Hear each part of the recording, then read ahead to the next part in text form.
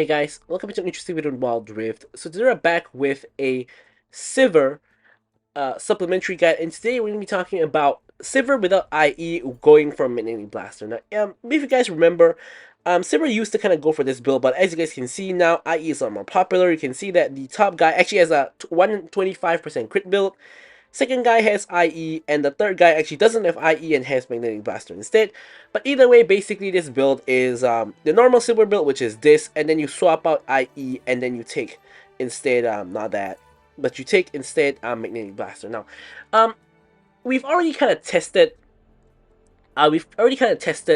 IE versus Blaster, and actually in terms of DPS, it's actually very similar because with IE you hit slower but harder, but with Blaster you actually hit faster but less hard, right? So it's kind of, you do damage like faster but each hit does less. So overall it's kind of really similar, but I think IE kind of edges out Blaster just by a little bit. But either way, let's kind of go through the build, right? So Glenda's Greaves, you get AD and Omnivamp as usual. You have Bloodthirster as the first item. You have, just a huge stat stick, lots of AD, physical Vamp, and even more AD and attack speed when you're high on health.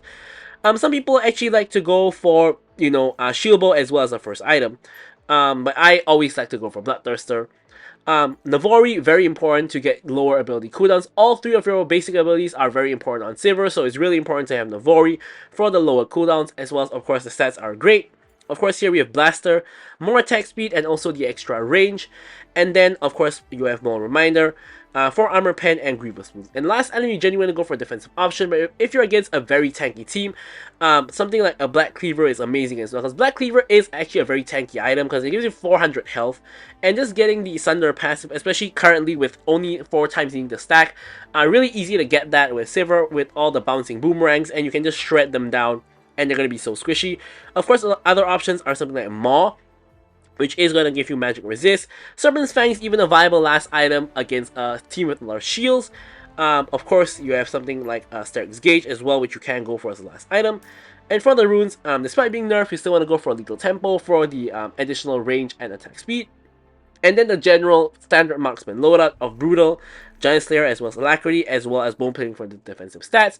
And for the spells, you go for Ghost as well as Splash. I think I go for this like 100% of the time, because with Sivir, Ult, and Ghost together, gives you so much movement speed to kite people or run people down. I pretty much never ever go for anything other than Ghost. I never even go for Exhaust.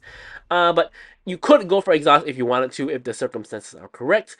But with all that said, now let's move on to talking about our gameplay. Alright, so now let's take a look at the gameplay itself. Now, strangely enough, my view on Sivir has been kind of changing and evolving over time. Now, I used to think that she was really bad in lane, which, I wouldn't say I think that anymore. I still think she's not great in lane, but I don't think she's horrible, right? I still think she's below average, but definitely not as bad as I think she thought she was, and this is kind of one of the matches that kind of changed my opinion on Sivir. I've actually been playing Sivir a decent amount recently, which is why I've been testing different Sivir builds and things like that.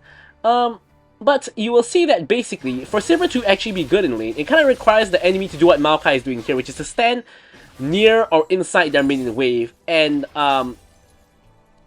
take damage from you, basically. So here against a Lucian Maokai, and this is a lane that we basically don't win, right? Because Lucian, as we know, has really high early game damage, and Maokai has Engage, right? So the Engage is gonna proc Lucian's passive. So Maokai WQ procs Lucian passive, 4 stacks of Lucian passive, and Lucian can then go ahead and burst us down. So what I'm doing here basically is I pop my W and I'm just shoving the wave in, basically, because I only have 2 things I can do, right? Either I let myself get shoved in by Lucian, or I shove Lucian in, right? In this case, I think shoving Lucian in is a better option, simply because I have the better wave clear, and if he has low range, right? So this allows me to shove the wave in. Otherwise, I'm gonna let myself get shoved in and maybe get dove or something like that. So I think the better option is to just shove in, right? So here, Maokai engages onto the Morgana, which is the wrong target. Lucian standing inside the wave, eats all of the damage from me. I'm just blasting him. He goes for the kill on Morgana, doesn't get it, flashes and dies anyway. And then I'm now going onto the Maokai, and here I get the Q on him, and I get the bounce. He's standing in the minion wave still, and he nearly dies just because he stood in the minion wave, right? So here, both myself and Morgana 1 HP. We can see Riven on the way. We're trying to run away as fast as we can. and we are absolutely fine. Riven trying to mess with the wave, which is in a really good spot for the enemy team, because we couldn't actually crash it into tower because Riven showed up. But either way, we are able to pick up the kill we wanted, and we are going to be able to pick up the boots. And now we're back in lane. So really the main reason why that worked out and why we won and got the kill is really two reasons, right? The first reason is they committed onto Morgana. So they all in onto Morgana, allowing me to be at full health, just free hitting the Lucian the entire time. And number two, Lucian stood inside his wave. So here now they're coming onto me. However, I use my spell shield to basically block one instance of Maokai CC, which of course then lowers Lucian's damage because he doesn't get the passive proc, which also then allows me to run away because I'm not CC'd. So really well placed shield there by myself. Riven was hiding in the bush apparently the entire time. I'm not sure why she didn't pop out earlier. But with Riven, they are able to get the push in. My jungle Diana is now here as well, so it could be a 3v3. As we pick up these minions, Diana is now walking away, looking to recall in the bush there. I think she should have probably recalled under the tower, so if anything happens, if she can at least respond. Speaking of which, Riven now trying to go in, gets rooted, eats a bunch of damage, but we of course can't get the kill because there's Lucian and Maokai protecting her. She flashes away anyway, which is great for us. We get a free flash, which she didn't even need to expend. Because if we had gone for that kill, we definitely die, right? There's no chance we survive there. But Riven chose the flash anyway, and so we get a free flash. So the lane is actually going swimmingly, especially as I said, considering that I would consider Sivir a bad laner, and I consider Lucian a strong laner.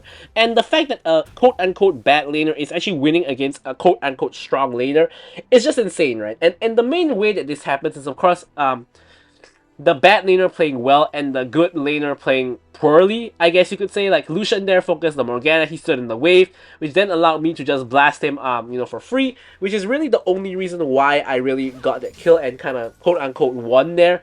So, and with that, with the early lead, I can kind of try to make something of it. But to be very honest, I'm only 300 gold up on Lucian because of that kill. And honestly, Lucian could still kill me if Maokai and Lucian play it properly, right? Which in this case, they are not playing it properly for now, that's for sure. Removing the controller there. I know Maokai probably wants to go in, so I put up the spell shield.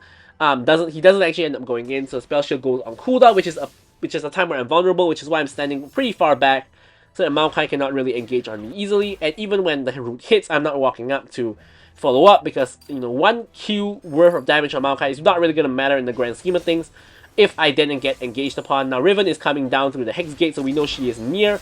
So what we want to do is we want to try to quickly crash this wave and then just walk away, which is what we're doing here. So ensuring that we are not a juicy target for Riven and not a free gank for her. Or at least I am. Morgana is standing pretty far up, but I guess Morgana does have Spell Shield, which is going to kind of immune her to Riven CC. And Maokai CC as well, because it's really hard for them to break the shield. Now the dragon is up, so now we're rotating over to the dragon to kind of help out a little bit. Tristana versus Victor is happening kind of in the top side of the river. And here we're just quickly getting this dragon. Now in a little bit of an awkward position because we're getting cut off by Maokai and Lucian, which again, we don't really want to walk into them. Now again, they're heavy committing onto Morgana.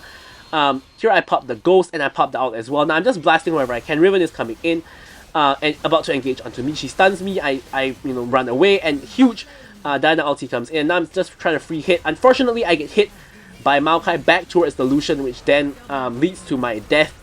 Unfortunately, I try to flash the wall, but I'm flashing into the wall because Maokai pushed me away from the wall, and the flash kind of registered while I was in CC, and then it just triggered afterwards anyway, which caused me to flash into the wall. Pretty unfortunate there.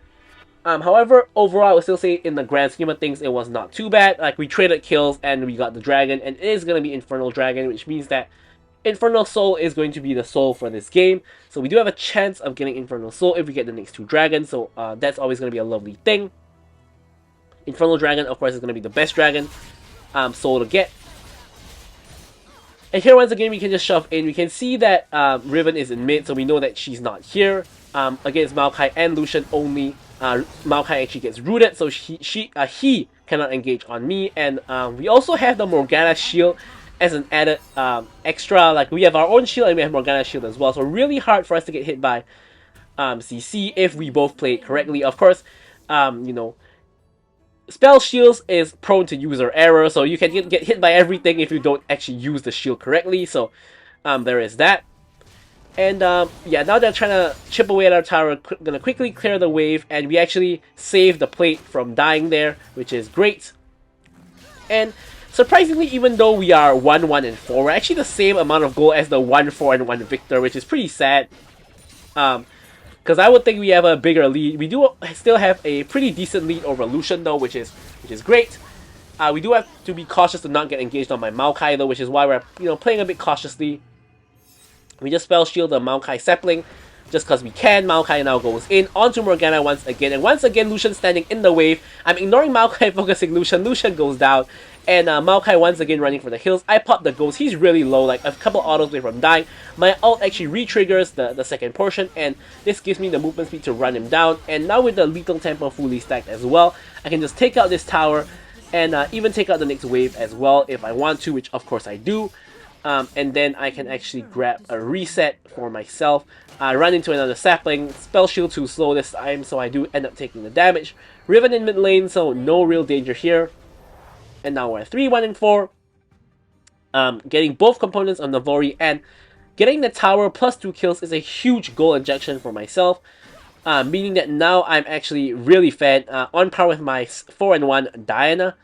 And currently, me and my Diana both have the most gold in the game now. Looks like a fight's kind of breaking out in the top lane, so I'm trying to rush over there to see if I can really do anything about it. Victor gets caught, but has the stasis. I have no idea why he has stasis so early, but good to know that he has stasis, so we don't overcommit on him next time. But yeah, insane early stasis by Victor. Generally, stasis is not good to buy early, because you're committing 1,000 gold just for possible safety. Compared to getting, like, I don't know, just general stats right now. Here Lucian has nowhere to run. We are between him and safety, so we're just slowly running him down. He tries to ult, but he basically misses, and we just slowly but surely auto attack him down, and he goes to 0 and 4, which is pretty unfortunate for him. But we pick up another kill.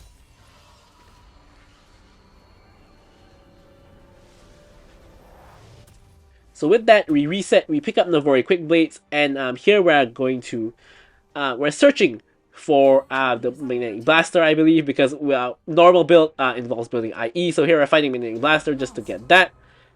Of course, IE is a decent purchase here as well, and this is actually a really good game for a Black Cleaver, considering there's 3 relatively tanky targets, Maokai, Nasus, as well as Riven, so if we do get to last item, that's definitely what we're going to go for, but judging by how this game is going, it may not be the case. Actually, in fact, we know it will not be the case, because you can see by the length of this video that it's not going to last up to then, so we know we're not going to actually reach there, but if it does, we would go for that. So Dragon is now up, of course, wanting to play to our Infernal Soul, but here we have the minions chipping away at the tower, so we quickly want to clear the minions first, because with Sivir you can clear the minion wave pretty much instantly, like you see here. Enemy team coming in to contest the Dragon. Dragon is about half HP, Maokai out comes in, I'm just going to step aside. They get the Dragon Steel though, so no Infernal Soul for us anymore. However, we are definitely going to win the fight here. Victor is running for the hills, we flash forward, just chase him down, he goes down. Lucian, of course, can't outrun us because Sivir out plus Ghost, impossible to outrun. They're just running them down, and down they go. So with that, my team is going for the mid lane inhibitor. Nasus is the only guy alive, he's split pushing on another lane. In the meanwhile, I'm going for the tower here, which, as you can see, with Sivir, you can actually clear the wave and hit the tower at the same time with the help of W. And we get the solo goal from the tier 2 tower, which is insane. Huge goal injection there, putting us at nearly 11k goal, and far and away the most goal in the game, getting the blaster now. This is, of course, when you're super fed as like a carry, like Sivir, hyper carry like Sivir. Wow, it's really fun to play the game. So here, unfortunately, Morgana overstays, gets caught. Now Set is kind of getting caught himself, as is Tristana. So I know I'm super fed, I know I'm on the 3-item spike, and I want to kind of look to help my team. So here, I'm untouched for now. I'm just launching my boomerangs at them. I'm kind of getting run down at the moment. I get the kill on Nasus, and now I'm chasing for more kills. 2 kills now, going onto the Maokai. Tristana picks up that kill, and she's now going for the Lucian, who pretty much I'm just letting her get the kill on him, because I think at this point it's better to kind of spread the goal a little bit. I'm 8-1 and 8 already at this point, so getting my Tristana a little bit of goal is going to be a little bit beneficial. Something I wouldn't say struggle, but something I don't really do very often is just let my teammates get the kills. because obviously you always want to rely on yourself to get the kills, because you never really know if your teammates are reliable and gonna make good use of the kills. But in this case, I think I'm fed enough to the point that I think I can afford to give, that kill to Tristana, or those 2 kills to Tristana, I guess you could say. And here, Baron is up, and my team is 8k gold ahead of the enemy team, so we could start Baron if we wanted to, which is exactly what we're doing here. I think the enemy team definitely suspects it's happening, so they're kind of making their way here. However, Riven, who's their jungler, is on the wrong side of the map, so it doesn't really matter that the rest of them are here. It's very unlikely that someone who's not the Riven steals, so we do secure the Baron. I actually secure the Baron, and now I'm going to pop the ult, and we can maybe run them down. So here I'm just hitting the first target, which happens to be Maokai, and now I'm just chasing onto the carries. Riven is now in the picture. I go unstoppable so that Riven doesn't CC me. I get the kill onto her. The rest of the enemy team all just get run down, and here I'm just giving the minions a little bit of movement speed to get them into the tower faster. We get the tower and the inhibitor as well. Mid lane inhibitor, that is. And then we're going for the top lane inhibitor. And we might even be able to end the game right here, right now. So with the help of the W, we clear the wave really, really quickly. And now we can start blasting the base. And there we have the victory. So, yeah, pretty dominating Sivir game. I'm going to leave you guys with the stats as usual. Thank you so much for watching the video, and goodbye.